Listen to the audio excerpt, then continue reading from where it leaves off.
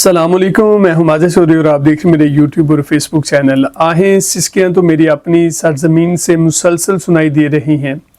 انسانیت کی تذلیل یہاں بھی ہو رہی ہے، عقوبت خانوں میں یہاں بھی عزت نفس کچلی جا رہی ہے، مگر یہاں ہاسپٹل محفوظ ہیں، مسجدوں میں نماز تو ادا ہو رہی ہے، مائیں بہنیں سانس تو لے رہی ہیں، پھول تو کھل رہے ہیں، ٹہنیوں پر نئی کمپلیں پھوٹ رہی ہیں۔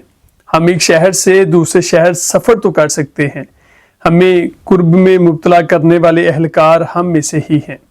ہمارے ہم مذہب ہیں، ہم سکول، کالج، یونیورسٹیوں میں تو جا رہے ہیں۔ ہمارے گھر تو بمباری سے محفوظ ہیں، ہم کھڑکیوں سے تازہ ہوا تو لے رہے ہیں۔ ہمارے ارد گرد بے گور و کفن لاشیں تو نہیں پڑی۔ ہمیں آج غزہ پکار رہا ہے، رفح میں پناہ لینے والے لاکھوں انسان، بچے، عورتیں، مائیں بہنیں آسمان کو تکتے دکھائی دے رہی ہیں۔ ہر روز دستے اجل کتنی زندگیاں لے اڑتا ہے۔ 29,000 جیتے جاگتے انسان قتل کیے جا چکے ہیں، ہم انہیں شہید کہہ کر مطمئن ہو جاتے ہیں۔ کتنے خاندان اجڑ چکے ہیں۔ یہ کلمہ طیبہ پڑھنے والے تھے، امت مسلمہ کا مستقبل تھے۔ شہنشاہ، صدور، وزرائے اعظم، سپہ سالار سب اپنے عشرت قدوں میں محو عیش ہیں۔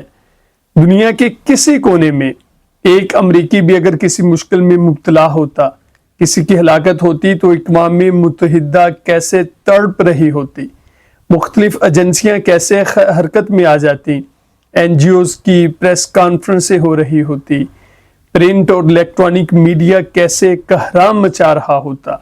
یہ 29,000 کیا کسی ماں کے رات دلارے نہیں تھے؟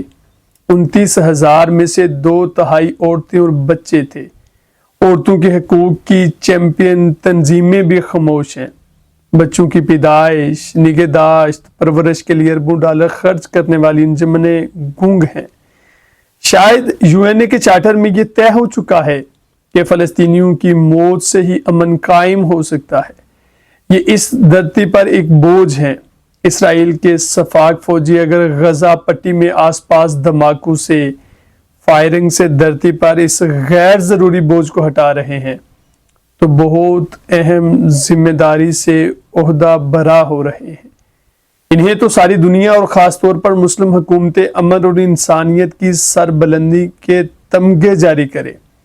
ابوظہبی، رباط، خرطوم، بحرین، انقرہ، قاہرہ، عمان میں تقریبات منعقد کر کے نیتن یاہو کو بھی نشان عطا کیے جائیں۔ اسرائیلی قاتل فوج کے سربراہ کو ان ملکوں کے فوجی سربراہ اپنے ہاتھوں سے میڈل پہنائیں۔ غزہ کے 59,000 زخمی جن میں عورتیں اور بچے زیادہ ہیں، عالمی عدالت ان کے لیے سزائے موت کے پروانے جاری کرے۔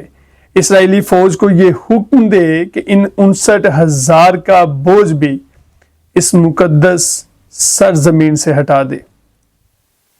2020 میں ابراہیمی معاہدے میں کیا یہ شرط اول تھی کہ فلسطینیوں کا نام و نشان مٹا دینا ہے؟ یہودیوں کے نام نہاد ہولوکاسٹ کا بدلہ نازیوں کی بجائے مظلوم فلسطینیوں سے لینا ہے۔ یہودیوں کا سرپرست اعلیٰ امریکی سامراج کس ڈٹائی سے ہر قرارداد ویٹو کر رہا ہے۔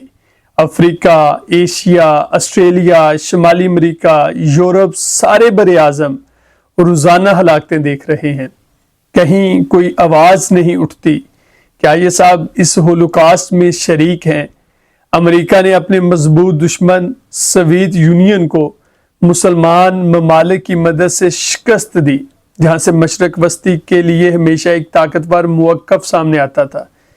پاکستان کے دائیں بازوں کی جماعتوں سمیت مسلم دنیا کی تنظیموں نے فخر کا اظہار کیا کہ ہم نے کمیونزم کو ہمیشہ کے لیے ختم کر دیا۔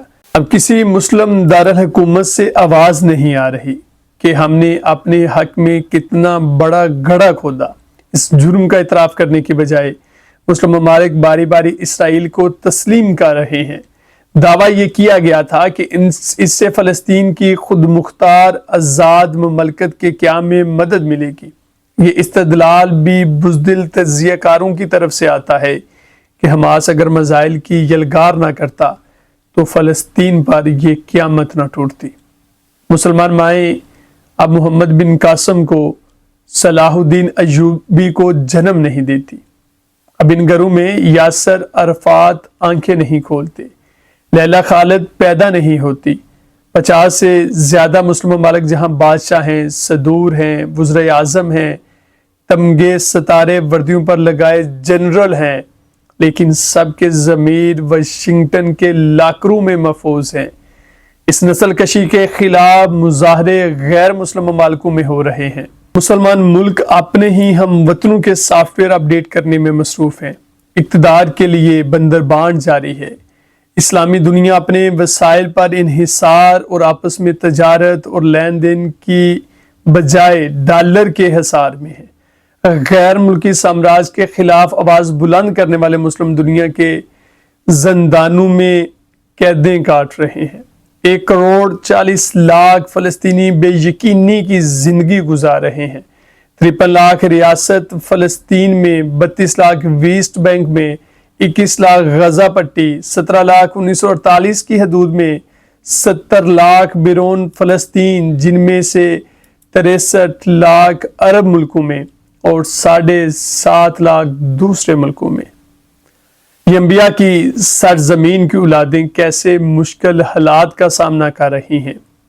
کتنے مسلمان ملک امیر ہیں، کبیر ہیں، کتنے مسائل ہیں، لیکن وہ ان فلسطینیوں کو اپنا نہیں سمجھتے۔ ان کو درپیش بربریت کے خاتمے کے لیے کوئی مستقل حل پیش نہیں کرتے۔ 21ویں صدی، اطلاع کی صدی، ڈیجیٹل طاقت، سوشل میڈیا کی صدی میں جیتے جاگتے انسانوں کے ساتھ کتنا ظلم ہو رہا ہے، یہ ہمارے میڈیا کا مسئلہ نہیں، دانشوروں کا کرب نہیں ہے۔ میرے پاس لفظوں کی نقدی ختم ہو رہی ہے، فلسطین مٹ رہا ہے۔ فلسطینی اپنی بقا کے لیے اکیلے ہی لڑ رہے ہیں۔ غزہ پٹی میں رہائش پذیر مصعب ابو طہا کی ایک نظم انٹرنیٹ پر ہے، میں نے آپ کے لیے تلاش کی ہے، سنیے۔ وہ ایک لیڈی ڈاکٹر سے مخاطب ہے: میرے کان میں تمہیں کیا کیا ملے گا، میرا کان جب کھولو نرمی سے چھونا، میری ماں کی لوریاں اندر کہیں لرزتی ہیں، اس کی آواز کی گونج ہی مجھے اپنا توازن برقرار رکھنے دیتی ہے۔ جب تم ٹانکے لگاؤ تو پہلے یہ ساری چیزیں اسی طرح رکھ دینا، ڈرون کی بنبناہٹ، F-16 کی گن گرج، گھروں، کھیتوں اور جسموں پر گرتے بم، سنسناتے راکٹوں کی چیخیں، میرے چھوٹے سے کان کی جان ان سب سے چھڑانا، ان زخموں پر اپنی مسکراہٹ کی خوشبو چھڑک دینا، میری رگوں میں نغمہ زندگی کا انجیکشن لگا دینا تاکہ میں جاگ جاؤں، ڈرم پر ضرب نرمی سے لگانا تاکہ میرا ذہن تمہارے ذہن کے ساتھ ہم رقص ہو سکے، میرے دن رات کی مسیحا۔ اب تک کے لیے اتنا ہی۔ اپنے میزبان ماجد سوری کو دیجیے اجازت، ملتے اگلے ولاگ میں۔ اللہ حافظ۔